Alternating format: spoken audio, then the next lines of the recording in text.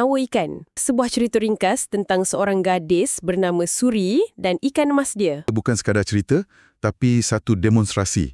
Satu demonstrasi hidup tentang macam mana satu imej yang konkret, macam seekor ikan nazak, boleh berkembang jadi metafora yang sangat kuat untuk kita gambarkan keadaan manusia. Okey, jom kita terus masuk ke detik cemas dalam cerita tu. Satu petang, ikan emas Suri ni, si emas, dia melompat keluar dari akuarium. Suri nampak emas tu kapak atas lantai. Menggigil, dah tak bermaya, satu gambaran yang sedih lah. Dan di sinilah kita nampak asal-usul simpulan bahasa tu secara literal. Secara terus, Ya. Seekor ikan di luar air. Itu adalah definisi sebenar keadaan antara hidup dengan mati kan?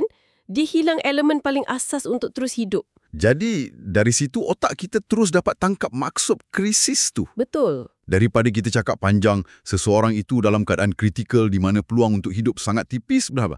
Kita cuma sebut, dia nyawa-nyawa ikan. Mesej yang sama, tapi lebih pantas, lebih visual. Dan penuh emosi. Dalam cerita tu, watak Makcik Laila yang selamatkan emas kan, dia letak balik dalam air. Dan walaupun emas selamat, dia masih lemah sangat. Di sini Makcik Laila jelaskan, dia kata, bila ada makhluk yang berada dalam keadaan hampir mati, kita panggil itu nyawa ikan. Tapi cerita ni tak berhenti dekat situ je. Tak, ia tunjukkan macam mana konsep ni diguna dalam konteks yang lebih luas. Ini bahagian yang kukuhkan lagi pemahaman kita.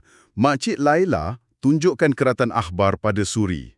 Ya, dan ayat dalam akhbar tu berbunyi, pemuda yang mengalami kemalangan itu seolah-olah nyawa ikan ketika dibawa ambulans ke hospital. Nampak tak? Frasa tu dah melompat. Melompat? Maksudnya? Daripada akuarium ikan, terus ke dunia manusia. Dia merentasi konteks, tapi maknanya tu semua orang faham serta-merta.